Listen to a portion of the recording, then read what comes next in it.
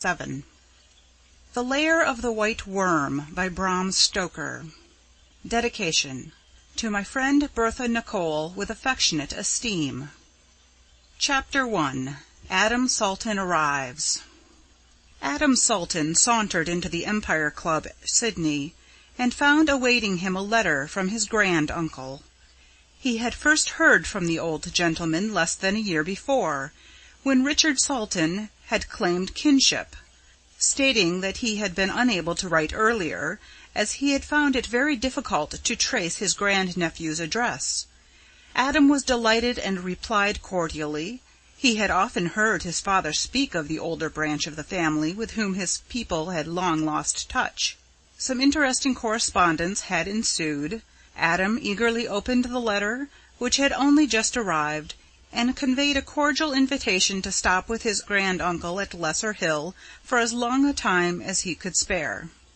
"Indeed," Richard Salton went on, "I am in hopes that you will make your permanent home here. You see, my dear boy, you and I are all that remain of our race, and it is but fitting that you should succeed me when the time comes. In this year of grace, 1860, I am close on 80 years of age, and though we have been a long-lived race, the span of life cannot be prolonged beyond reasonable bounds. I am prepared to like you, and to make your home with me as happy as you could wish. So do come at once on receipt of this, and find the welcome I am waiting to give you. I send, in case such may make matters easy for you, a banker's draft for £200. Come soon, so that we may both of us enjoy many happy days together. If you are able to give me the pleasure of seeing you, send me as soon as you can a letter telling me when to expect you.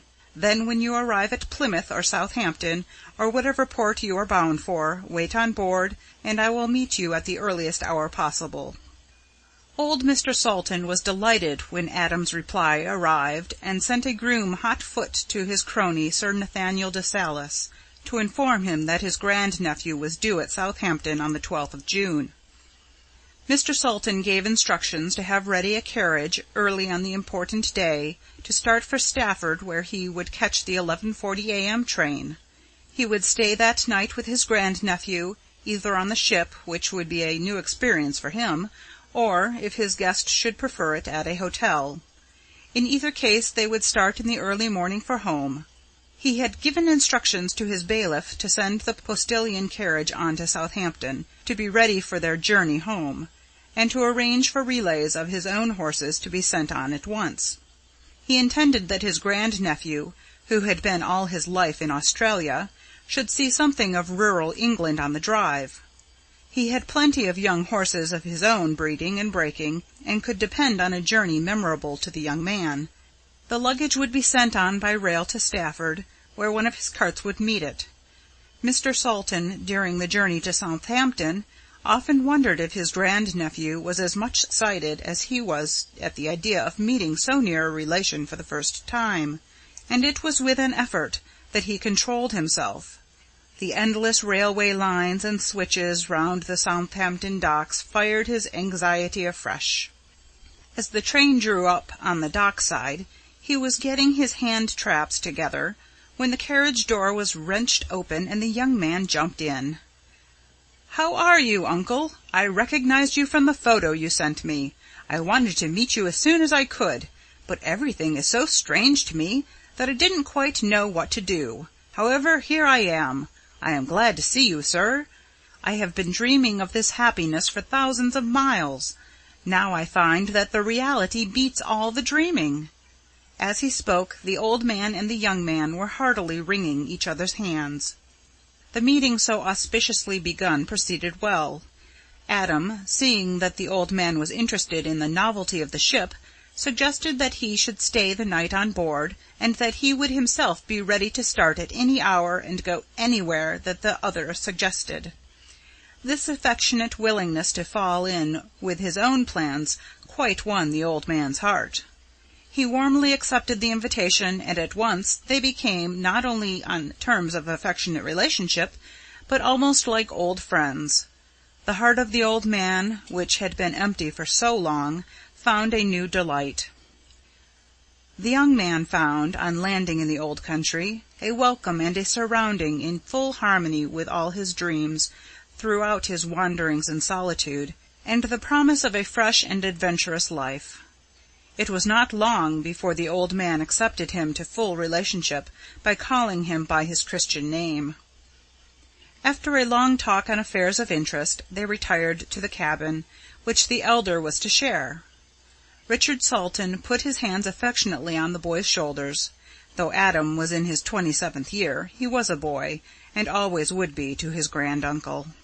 "I am so glad to find you as you are, my dear boy. Just such a young man as I have always hoped for as a son, in the days when I still had such hopes. However, that is all past. But thank God there is a new life to begin for both of us. To you must be the larger part, but there is still time for some of it to be shared in common.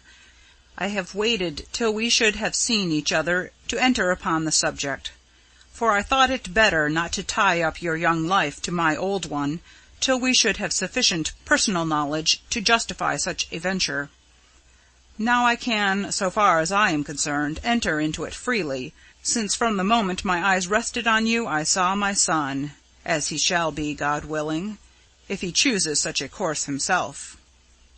"Indeed I do, sir, with all my heart." "Thank you, Adam, for that." The old man's eyes filled and his voice trembled. Then, after a long silence between them, he went on. "When I heard you were coming, I made my will. It was well that your interests should be protected from that moment on. Here is the deed. Keep it, Adam. All I have shall belong to you, and if love and good wishes, or the memory of them, can make life sweeter, yours shall be a happy one. Now, my dear boy, let us turn in. We start early in the morning and have a long drive before us. I hope you don't mind driving. I was going to have the old travelling carriage in which my grandfather, your great-granduncle, went to court when William the Fourth was king. It is all right. They built well in those days, and it has been kept in perfect order. But I think I have done better. I have sent the carriage to which I travel myself. The horses are of my own breeding, and relays of them shall take us all the way. I hope you like horses. They have long been one of my greatest interests in life." "I love them, sir, and I am happy to say I have many of my own. My father gave me a horse farm for myself when I was 18. I devoted myself to it, and it has gone on. Before I came away, my steward gave me a memorandum that we have in my own place more than 1,000, nearly all good." "I am glad, my boy. Another link between us." "Just fancy what a delight it will be, sir, to see so much of England, and with you." "Thank you again, my boy. I will tell you all about your future home and its surroundings as we go. We shall travel in old-fashioned state, I tell you. My grandfather always drove four in hand, and so shall we." "Oh, thanks, sir, thanks. May I take the ribbon sometimes?" "Whenever you choose, Adam. The team is your own. Every horse we use to-day is to be your own." "You are too generous, uncle." "Not at all. Only an old man's selfish pleasure. It is not every day that an heir to the old home comes back. And, oh, by the way, no, we had better turn in now. I shall tell you the rest in the morning." End of Chapter 1. This recording is in the public domain.